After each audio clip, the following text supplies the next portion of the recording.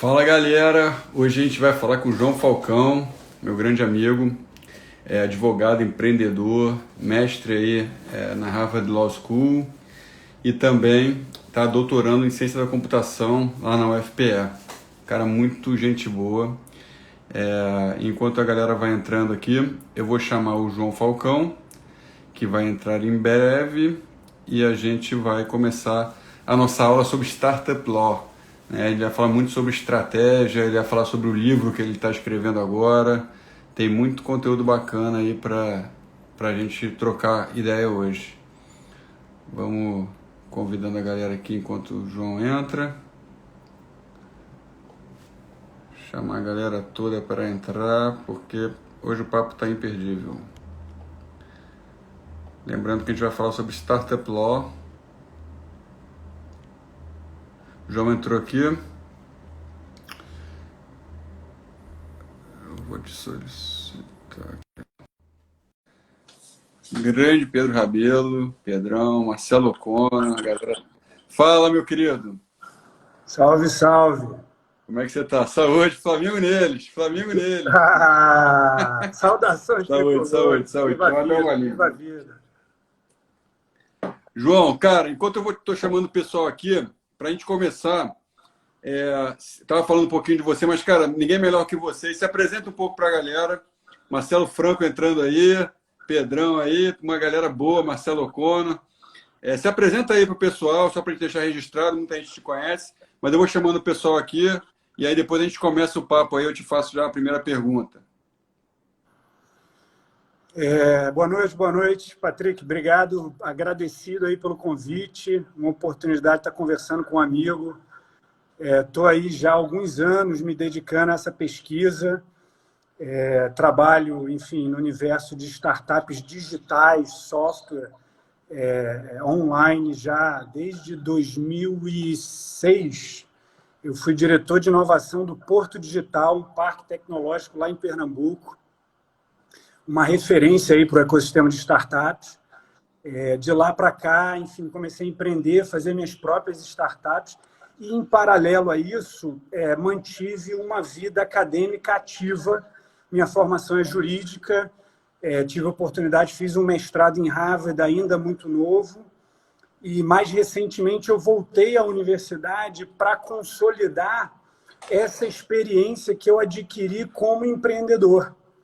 Então, enfim, como empreendedor, você joga em todas as posições. No meu caso, eu tinha a última palavra dentre os meus sócios quando as questões eram jurídicas, legais, institucionais, compliance, enfim, tudo que envolve esse universo, que é super importante para a startup. E aí a gente teve uma experiência muito bem-sucedida de uma startup que fez todo o ciclo a gente se juntou a uma pesquisa de ponta na Universidade Federal, transformou essa pesquisa em produto, se associou com pesquisadores e inseriu isso no mercado. Num universo curto de tempo, a gente validou, escalou e fez uma venda bem-sucedida para uma empresa de capital aberto. Você conhece bem a história. E aí, depois que a gente viveu essa história, eu vi que tinha um método. Depois que a gente passou por uma quantidade muito grande de auditorias e que a gente estava sempre muito organizado, a gente estava sempre muito seguro, eu vi que, enquanto sócio, enquanto empreendedor e com a formação jurídica, eu tinha desenhado algo que foi muito importante para o sucesso. Claro, o foco, a atividade fim da startup continua sendo software, o produto, SaaS, mas aí você tem o back-office estratégico, né? Como é que você lida? Então, é muito comum numa startup a pergunta: como você faz para escalar a tecnologia? Como você faz para escalar o modelo de negócio? Como você faz para escalar a comunicação, vendas e marketing? Ótimo, mas como você faz para escalar o direito? Então, a grande pergunta do meu livro e da pesquisa que eu fui conduzir em Harvard foi how to design and assemble the law in order to scale. Então, como é que você desenha e junta e monta o direito para que ele fomente a startup, que, por sua vez, é um organismo novo, recente, que o direito desconhece. Então, o direito clássico, né, o direito, enfim, no Brasil, sobretudo, o que é uma startup para o direito? Então, a gente O João, cara, te cortar um pouquinho. Legal o que você está falando, cara, só para fazer um paralelo, a gente está com a Luísa aí, que é a Head de Legal da Vetex, e ela entrou há pouco tempo na Vetex, né? E ela realmente, hoje em dia, cara, ela defende a plataforma SaaS para empresa aberta, né? Para advogado de empresa aberta, e ninguém realmente tem noção, assim, sem querer desmerecer, né? É que não fazia parte da natureza da pessoa cuidar disso. Ela estava acostumada a comprar software, instalar dentro de casa e pronto. Cuidava da segurança, não sabia nem o que era a compliance, PCI, entre outras coisas que tem em volta aí em torno de segurança. E é muito bacana. O que eu queria que você falasse um pouquinho, define um pouco o que é o conceito de startup law, né? E aí eu acho que já fala um pouquinho também, você falou da pesquisa, mas essa pesquisa está virando um livro, né? Conta um pouco para a gente o que foi transformar uma pesquisa acadêmica num livro, né? Que vai ser consumido talvez de maneira um pouco mais prática, né? Tem esse desafio do acadêmico para o prático.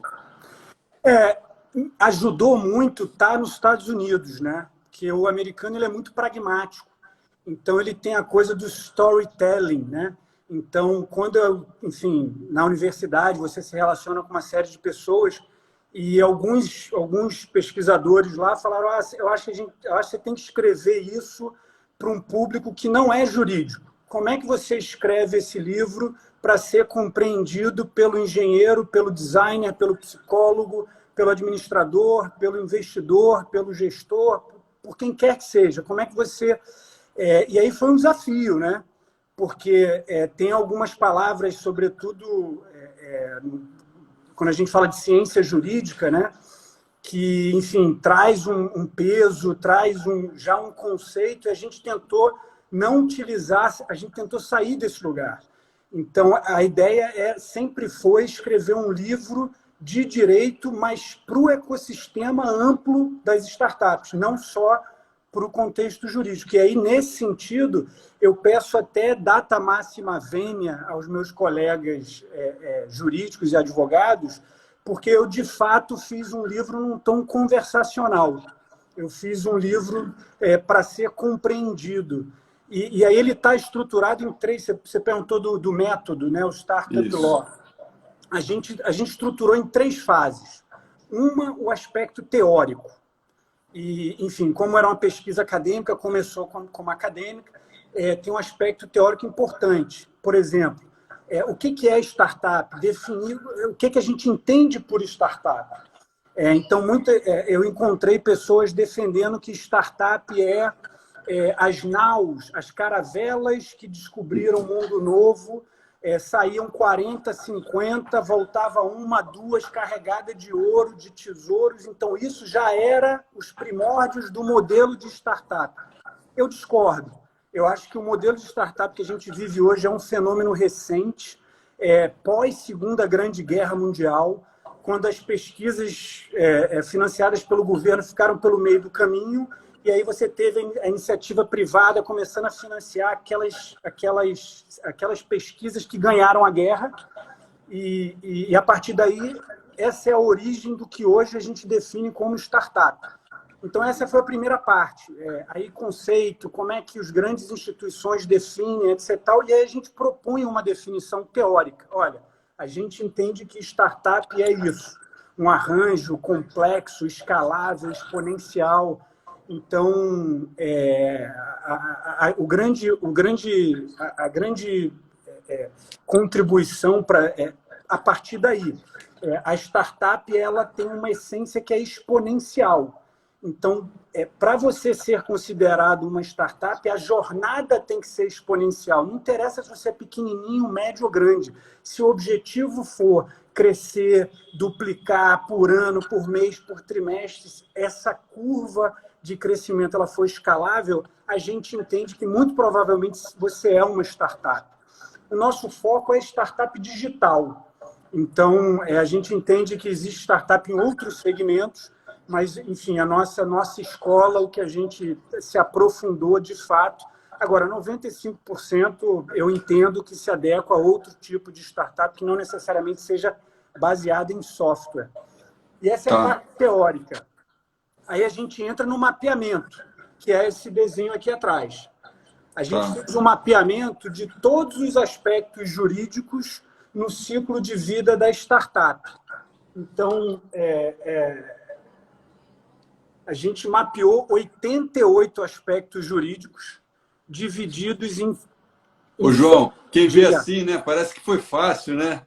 Quem vê assim parece que foi fácil. Mas realmente, quando você me mandou, tá, cara, é impressionante, eu acho que vale muito a pena. E tem coisa que, às vezes, você não se atenta, faz parte do dia a dia de uma startup, e às vezes você deixa de lado e depois pode trazer um problema futuro, né? E ajuda também, esse mapeamento ajuda também você a identificar o que é prioridade e o que não é prioridade. Então, por exemplo, as bolas maiores são os assuntos que você não pode virar as costas.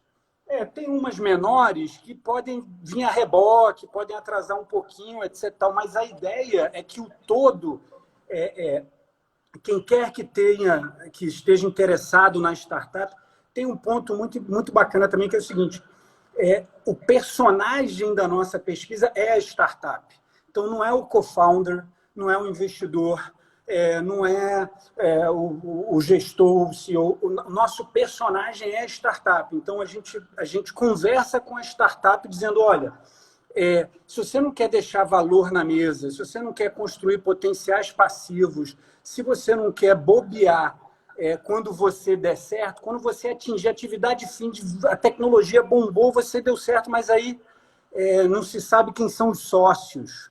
Tinha alguém que estava, que participava, e isso cria uma insegurança que põe em xeque tudo. Conta um pouco quem são. Ô, João, conta um pouco os 5 grandes temas aí, só para que vale a pena. Eu acho que para o pessoal se interessar, até depois a gente dá um jeito aí de enviar para o pessoal isso aí também. Cara, está disponível no site joãofalcão.com.br. Está disponível para download, para tudo. A ideia é disponibilizar isso para o ecossistema mesmo. Assim, a gente quer contribuir e receber feedback, óbvio, né? Para amadurecer a pesquisa e tal. Cara, aqui, sem dúvida, acordo de sócios.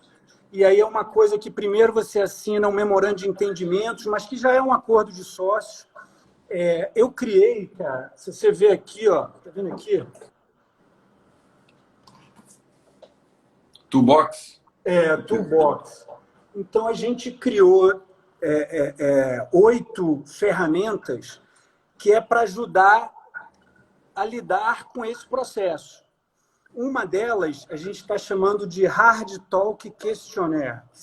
É um questionário para o papo reto.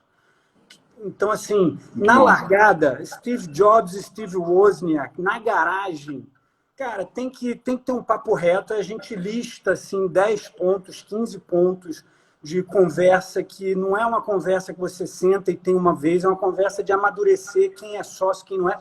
Isso é fundamental desde o V0, desde prototipação, seja na universidade, seja na hackathon, seja, enfim, que é o início da construção do cap table. É o que vai deixar claro quem são os donos, e isso vai alimentar toda a questão de governança. Então, geralmente, a gente recebe um feedback que é muito difícil você assinar um acordo de sócios. É muito difícil você assinar um memorando de entendimento, determinando participações, obrigações, etc. E eu insisto dizendo que não é fácil. O difícil é ter a conversa sobre os temas que você precisa para fazer o acordo. Mas o acordo é simples. A conversa entre os sócios que é difícil. E aí a gente oferece aí um questionário para direcionar esse papo. Esse é um dos pontos. Cara, acordo de sócio é fundamental. Ô, João, eu acho que assim, tem um mito também, né, cara, que a pessoa é criativa, então ela não pode ser organizada, ela tem que voar solta, então ela não pode ter esse tipo de papo reto, que senão ela vai se desmotivar. Eu acho que é o contrário, né? Ao contrário. Porque se a pessoa tiver com a conversa certa, com o comprometimento certo, cara, muito mais fácil dela voar. Cara, muito mais fácil dela voar. É por isso que geralmente tem aquela máxima de que a melhor coisa que tem é um empreendedor que já deu errado. Então, é uma máxima dentre investidores que é bom você estar negociando com um empreendedor que já falhou antes, principalmente porque ele deve ter falhado por alguma questão envolvida aqui. Então, assim, fica mais fácil de você trazer essa institucionalidade. Tem uma carga jurídica, claro, não é fácil, enfim, tem uma burocracia envolvida. Então, aqui, esse desenho, ele é bem representativo do custo do Brasil, cara. Eu recebi 2 feedbacks interessantes sobre esse mapeamento, que é o seguinte: se lá é o Vale do Silício, aqui é o Vale do Suplício. Muito bom. A gente é herói mesmo, né? Professor Musnick. E o outro foi o professor Leandro, que virou, cara, fui lendo, fui entendendo, e foi parecendo uma teia de aranha. Quanto mais você se mexe, mais... Mas, cara, é uma teia de aranha, então precisa saber andar que nem aranha, né? Você precisa saber andar sem... E é possível. A segunda parte do livro é a parte prática. Aí eu vou fazendo passo a passo o que deve ser cuidado. Então, isso aqui é a fotografia, e aí a parte prática é o filme.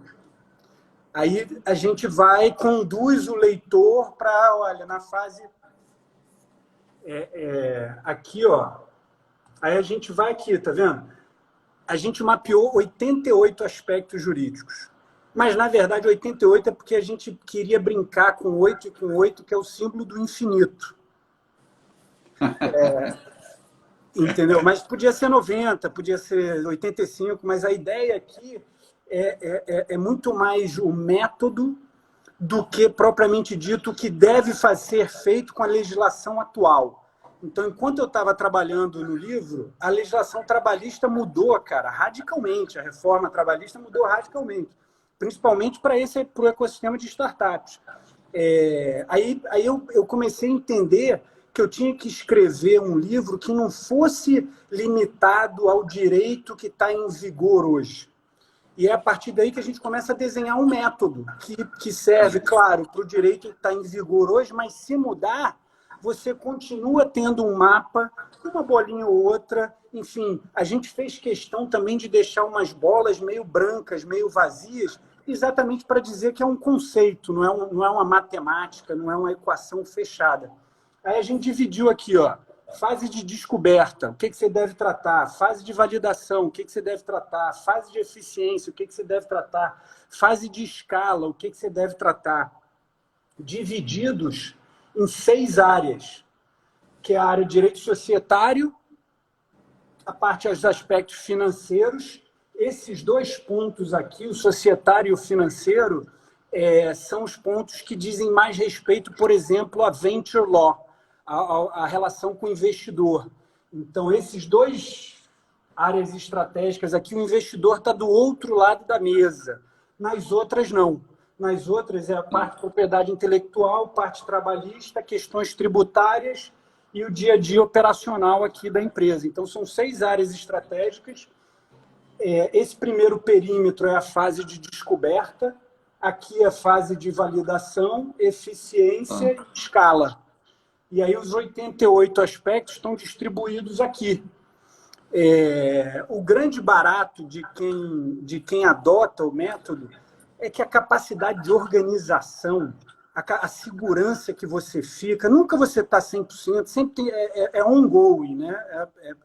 Você vai abastecendo o avião em pleno voo, etc. e tal.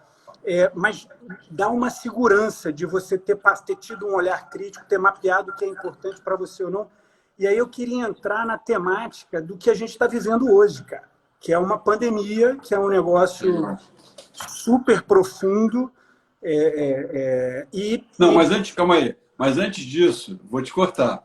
Eu quero só que você, assim, dentro do que você, assim, primeiro, realmente você era um cara que todas as pessoas que eu conheço aí dessa empreitada aí que você estava, da Animu lá, falam muito sobre o processo do diligence foi muito rápido e não passou liso, né? Que é difícil, né? Numa startup, ainda mais com um monte de sócio como era, né? Então, acho que isso é importante. Mas fala um pouquinho sobre o que você considera, lógico que assim, são vários, né? Mas dentro do que você viu aí, não precisa talvez pegar os maiores, você falou que é o acordo de acionista, né? Quais são os maiores erros e acertos que a gente tem no Brasil, né? Nas startups, talvez assim, os maiores erros que fazem elas terminarem aí com menos de um ano, né? Que a gente tem aí dados bem expressivos, e os maiores acertos que fazem ela virar unicórnio, que a gente também tem empresas aí virando unicórnio no Brasil, né? Claro. O que você dá um pouquinho disso aí para a gente, de uma coisa um pouco mais prática, mas lógico que não dá para entrar no detalhe em tudo, né? Mas talvez uma pitadinha aí do que você viu nessa tua pesquisa. Tem dois pontos sensíveis. Um é cultural nosso, que a gente sabe que a gente vive num ecossistema com arcabouço complicado e que demanda tempo pra caramba. Isso é muito frustrante. Então, você já está ali à frente, co-founder, empreendedor, com pouco dinheiro, sem dormir, vida dura, e aí ainda ter que lidar com isso. Então, tem um aspecto aí que é uma resistência quase que psicológica, que demora o empreendedor a se atentar, a não ser aquele que já falhou, já teve uma experiência, esse é mais sensível. Então, isso é um ponto. O outro aspecto de fato, você entender que você perde valor, que o valor fica na mesa. Eu gosto muito de dar o exemplo, na década de 80, era muito comum as bandas e músicos brasileiros assinarem contratos com produtores, com empresários, dizendo assim, isso aqui é um contrato padrão. Assina aqui, porque está tudo certo. Aí o músico, né, assinava, a banda assinava, e aí tinha uma cláusula de exclusividade, que todo show que a banda tivesse que fazer tinha que ser com aquele empresário, e aquele empresário ia ganhar um percentual sempre nos próximos 5 anos. Deixava de ser um contrato padrão.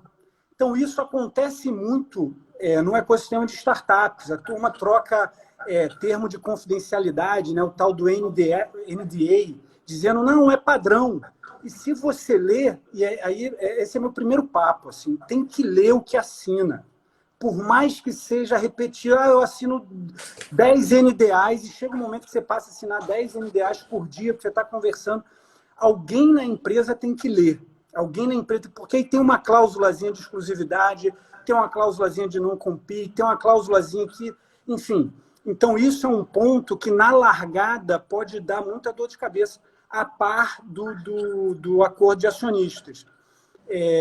Uma dessas ferramentas também que a gente oferece, aí você mencionou a due diligence, né?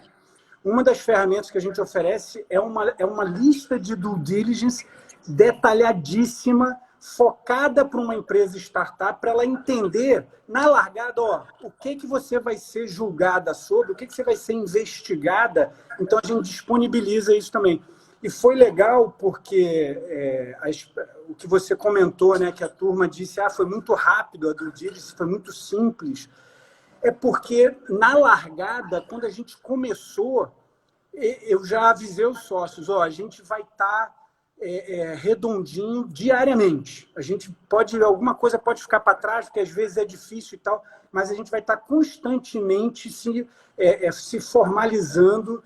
E foi muito importante quando a gente começou a conversar com investidores, quando a gente começou a passar por due diligence. Cara, a gente mandava um link que tinha 100% da lista mais rigorosa de due diligence de qualquer história de advocacia, de qualquer investidor, de qualquer fundo, de tudo. Era engraçado porque a turma falou, não, mas manda isso aqui. E aí, eles estavam, porque geralmente as startups não mandam aquilo. Aí eu Mas falava, já estava na lista. Olha no link. Não leu o que eu te mandei. Exatamente. Olha no link, olha no link. A gente fez um dever de casa. E aí o esforço da pesquisa foi disponibilizar isso para o ecossistema. É muito triste ouvir histórias de startups incríveis que ficaram pelo meio do caminho por bobeira de sócios que não assinaram acordo de sócios, ou então por questão tributária que não foi resolvida e escalou e criou passivo, enfim. Aí depende do caso a caso, mas é muito triste ver as startups nesse lugar aqui, ó, que é o tal do Vale da Morte, né? Que é quando ela está aqui bem no início, né? Aqui na fase da descoberta, ainda validação, é muito triste por questões que já se sabe, que já estão mapeadas, que basta ter uma disciplina ali para manter uma organização. E às vezes a empresa tinha tudo para escalar e aí por causa de uma falha de comunicação, né, do papo reto ali que você chamou entre os sócios, segrega e aí não consegue nenhum nem outro montar de novo aquele mesmo cenário, né, de antes. Que eu acredito muito nessa questão também dos momentos, né? A união das pessoas, os momentos. E aí quando você perde, às vezes, um momento ali, aí isso é uma discussão um pouco mais, talvez, conceitual minha, assim, não sei se é verdade, né? Você acaba entrando num vale que, às vezes, você fica repetindo as mesmas coisas e não anda para frente, né? Para a escala, que é onde todo mundo, no fim, quer chegar em algum momento. Isso é muito triste, cara. Isso é muito triste. Assim, você vê por questões já mapeadas, já conhecidas, e às vezes até simples de solucionar. Não estou falando dessas questões, estou falando das mais complexas.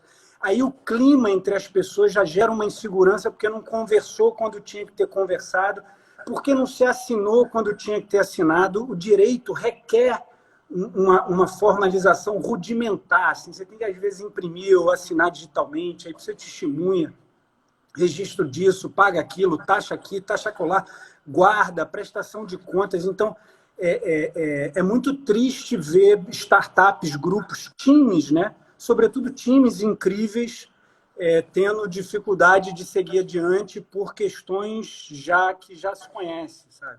A Luísa falou sobre... E aí eu vou fazer um paralelo contigo.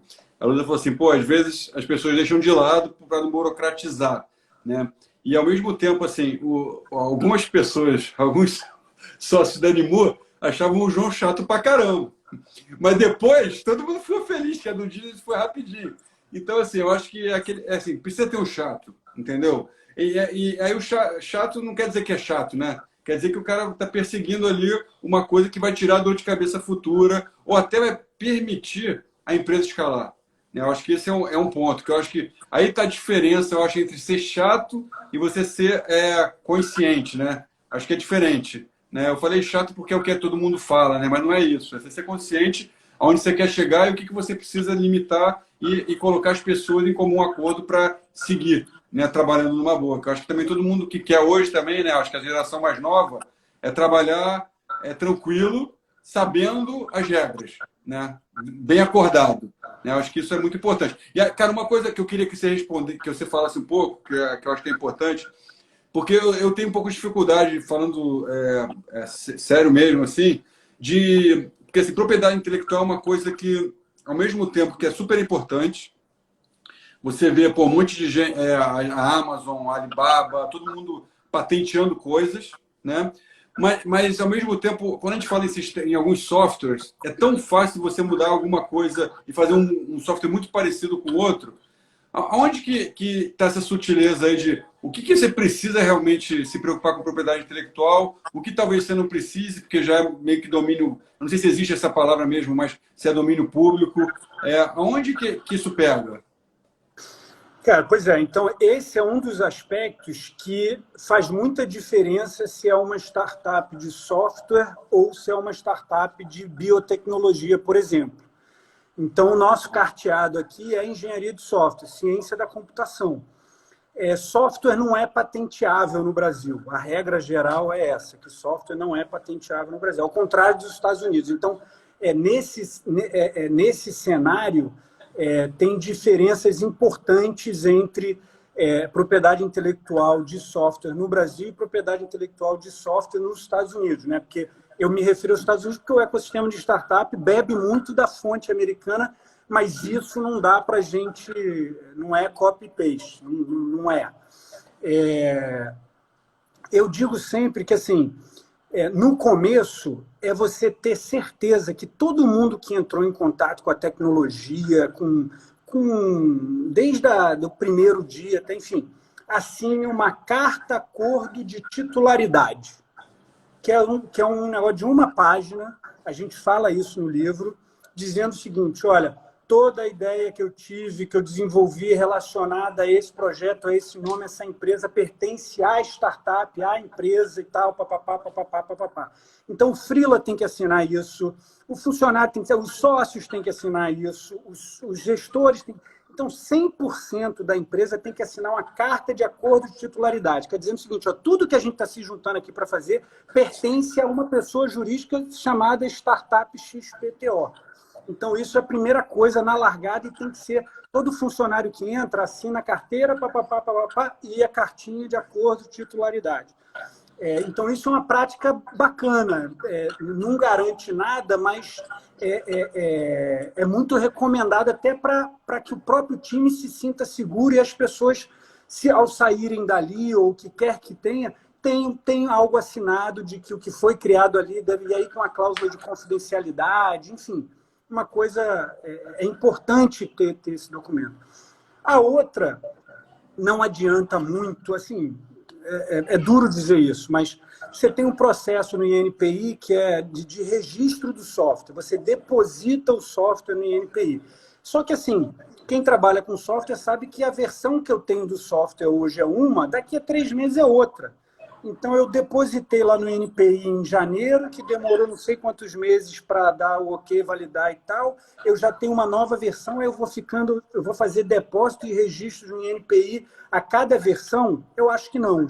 Mas quando você tiver uma versão que seja mais parruda, que muda, aí você renova lá, você faz o depósito, etc. E eu recomendo que se faça, assim, o registro no INPI do depósito, por mais que fique uma versão antiga lá, etc. É saudável, é importante fazer isso. Agora, no fundo, o grande valor de uma startup de software é o time, né?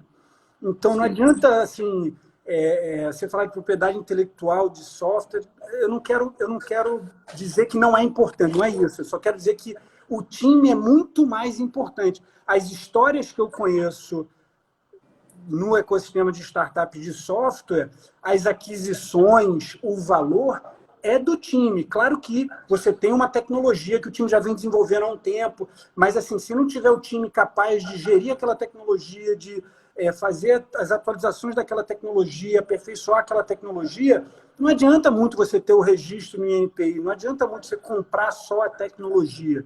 Então, a própria DeepMind do Google lá, né, que eles compraram os desenvolvedores ali, compraram as cabeças, né? Tá cada vez mais difícil ter essas pessoas e acho que as cabeças são realmente mais importantes do que os softwares, porque a gente muda tão rápido também, né, cara? A tecnologia muda, as coisas mudam, que eu acho que a gente precisa ter mais cabeças mesmo do que software, né, hoje em dia. Cara, mesmo nos Estados Unidos sendo um pouco diferente, né? Eu sou muito a favor de ter muitos sócios, entendeu? Se você tiver uma organização do carteado, se as regras estiverem claras, se você tiver controle da sociedade, né? Se você gerir a sociedade nesse aspecto com segurança jurídica, né? O que a turma acha chato traz segurança jurídica às relações, né? Dá suporte, dá musculatura empresarial para a startup. Então, assim, eu sou a favor, por questões de propriedade intelectual, de competitividade, sabendo que o grande valor está nos times. Eu sou super a favor do conceito de partnership, de você distribuir, de você ter equity, de você ter stock options, de você ter equity pool. Eu acho completamente aderente ao ecossistema de startup. Cria uma complexidade nas questões jurídicas, mas que vale a pena, entendeu? Porque é o grande valor da empresa você ter um time alinhado, com segurança, todo mundo sabendo o que tem, o que não tem, qual é a sua responsabilidade, qual é o seu dever, enfim. E, cara, uma pergunta aqui que o Becker fez, o Becker é ex-naciano também, amigo aí, formou comigo lá no Santo Inácio. Ele falou, cara, que inicialmente como as pessoas negligenciam um pouco o jurídico, acharem que não vão ter problema, né? Que às vezes a pessoa está um pouco na ilusão ali, né? De a coisa cool, né? Vou criar uma startup com os amigos, né? E beleza, não preciso, porque somos amigos, né? É um ledo engano, né? Mas também por causa da questão dos custos advocatícios altos, né? Como é que você acha que isso... porque assim, eu acho que tem soluções, né? Hoje eu acho que em todos os ramos tem soluções baratas e caras, né? Fala um pouco a tua visão aí do direito, porque realmente você conhece muito mais do que eu. Cara, pois é, assim, um dos aspectos que a gente acha que pode fazer a diferença, se for adotado o método, se desde o início, se tiver essa cultura interna, é você não precisar, em determinados momentos, parar, contratar enfim, e aí você resolveu parar a empresa para... Precisamos ficar pronto para uma due diligence importante, com fundo importante. Quase... Aí ou você, enfim, realmente paga um dinheiro caro, ou você para o time das startups de sócios para fazer, mas aí compromete a operação, porque não tem quem entregue a atividade fim, é o mesmo time, é o mesmo grupo. Então, um dos objetivos aqui foi, de fato, transformar isso numa cultura, numa disciplina, numa nova ciência jurídica, né? Assim, olha, existe um novo negócio, que é um novo bicho, chamado startup, que não se conhecia antes, e se a gente tratar ela dessa forma, você tem governança, você tem compliance para lidar com o custo Brasil. Então, é se planejar, é ver de antemão e não deixar a bomba explodir, não deixar o esqueleto dentro do armário, enfim. Então, esse é o nosso, uma das nossas motivações maiores foi essa, foi de... Legal. Cara, olha, tem um caminho aqui que não resolve 100%, mas se você tiver consciência, pode ajudar muito a lidar com organização, segurança jurídica, eficiência. Tem um aspecto importante também, a gente não falou, que não é também você chegar e sair fazendo um monte de coisa jurídica, legal, institucional, papapá, porque isso é ineficiente. Isso, você fazer mais do que você precisa é ineficiente. Por isso que a gente bota essa perspectiva do tempo. A gente pegou o ciclo de vida da startup, então é você fazer a coisa certa no tempo certo. Se você fizer a coisa certa, se traz segurança jurídica. Se você fizer a coisa certa no tempo certo, traz eficiência jurídica. Então, a gente trabalha esses dois conceitos e aí a gente propõe um índice. A gente criou um índice que é o seguinte, ó, isso aqui mapeado, você mapeou isso aqui na tua startup? Então, claro, a gente disponibiliza isso aqui como um canvas. Então, a gente tira todas as bolinhas e fala assim, faz o da sua startup. Seja você investidor, CEO, professor, estudante, enfim, faz o mapeamento da sua startup. E aí a gente atribuiu valores a isso. Se você não tem um acordo de acionista, você perde muito ponto. Se você já tem enfim, já está lidando com o direito do consumidor, embora você nem tenha se validado, você é ineficiente, não está na hora de você fazer isso. Você lida com o direito do consumidor quando você escala, quando você vai para o size, etc. Então, assim, e a gente distribuiu pontos que geram um índice. Então, para você saber, cara, a minha startup, em termos de segurança e eficiência jurídica, como é que ela está? A gente oferece um caminho para você fazer esse cálculo. Não é uma equação exata, é um conceito, mas no livro a gente explica como isso pode ter, enfim, um elemento, inclusive, de você se comunicar num edital, numa negociação, etc. Olha, inclusive, a gente tem aqui um índice Startup Law, etc. Eu acho... E aí, entrando na questão da pandemia que eu queria colocar, nesse momento, quem tiver organizado, quem tiver com segurança, quem tiver com eficiência dessa parte de retaguarda, está muito mais preparado para fazer qualquer coisa, para renegociar um contrato, para ser transparente com seus stakeholders, para ter papo reto com funcionários, parceiros comerciais. Para demitir sócio, né?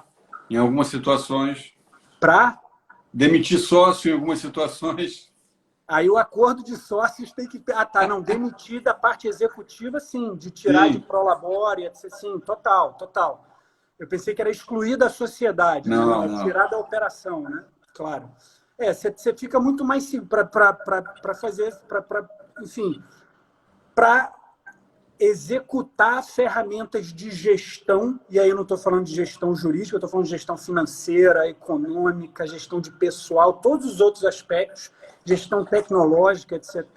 Você fica muito mais preparado para, nesse momento que a gente está vivendo, cara, sobreviver, crescer, aproveitar a oportunidade. Então, não era o nosso intuito quando a gente, há 5 anos, parou para pesquisar, para escrever esse livro, mas é tão óbvio como ele ajuda muito nesse momento. Muito, muito, sim. Em questão de governança, de compliance, isso aqui é tudo compliance. Se você chega e mostra a sua mandala da sua startup com todos os aspectos, inclusive dizendo, olha, eu estou atrasado com isso aqui, mas você saber que você tem que lidar com aquilo traz muita segurança para as pessoas com quem você se relaciona. Então, Ou até, João, você citou assim, que tem coisas que talvez são mais importantes, tem coisas que são menos importantes.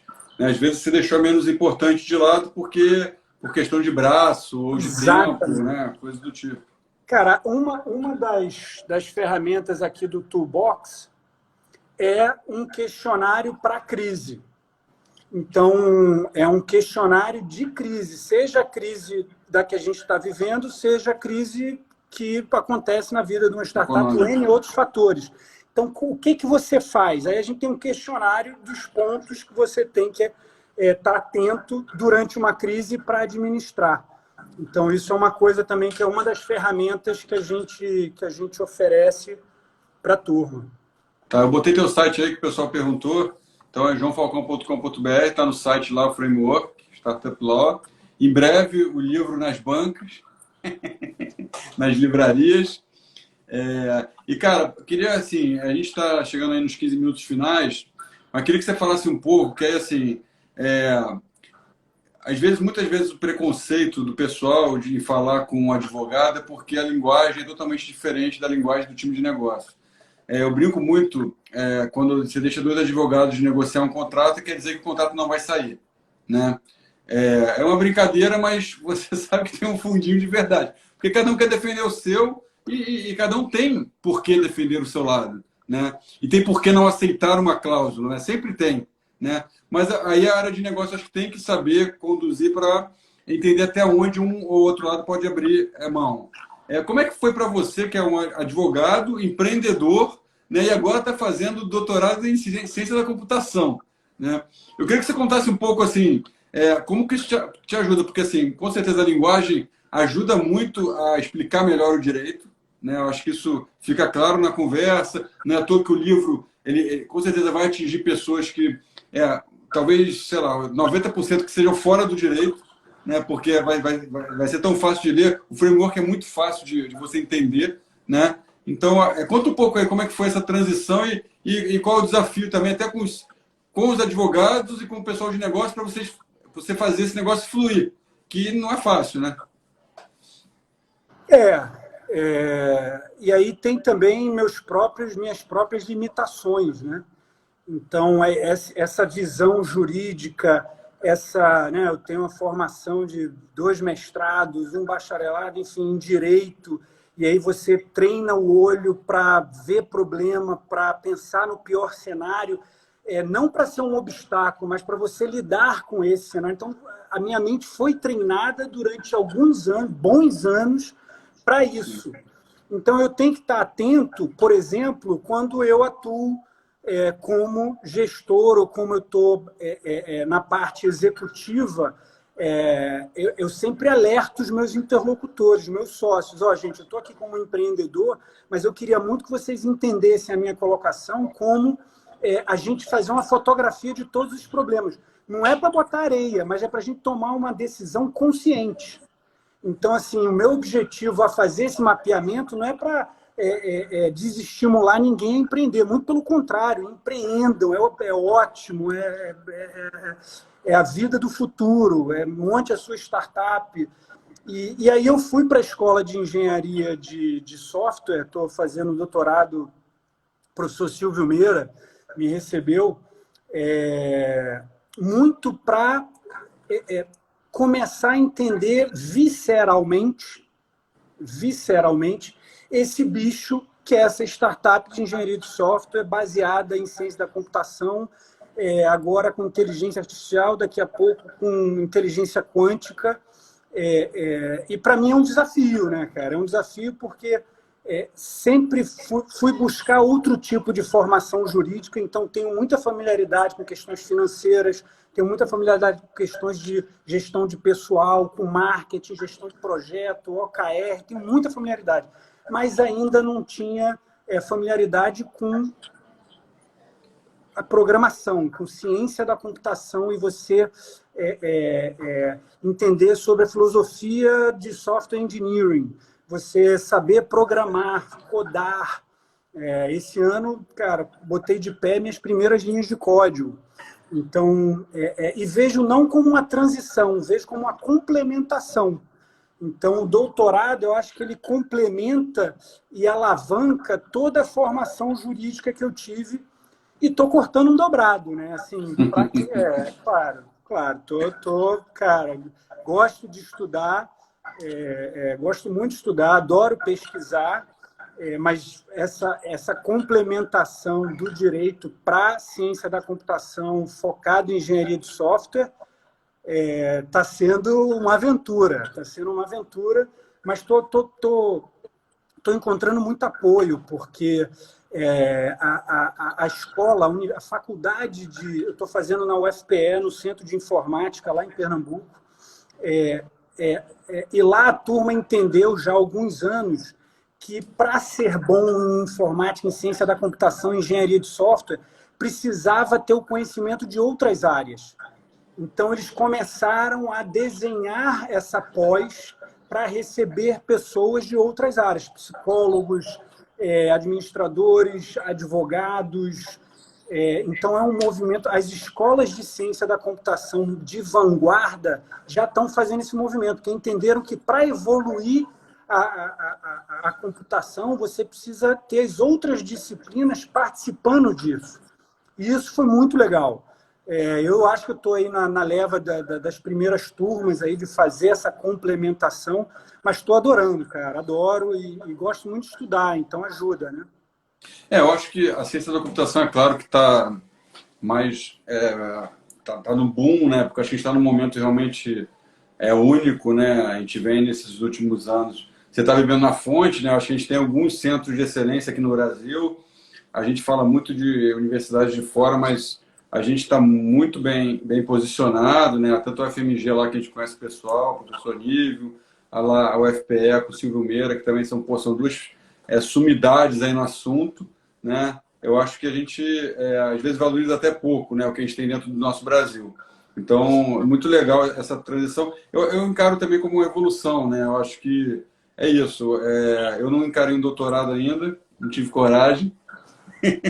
Vamos lá. Mas eu acho que assim, você mudar a tua perspectiva, né? Lógico que a tua experiência passada conta muito, até porque você ficou bastante tempo nisso, mas se mudar a sua perspectiva vai te trazer novas oportunidades, né? Cara, mas novas coisas.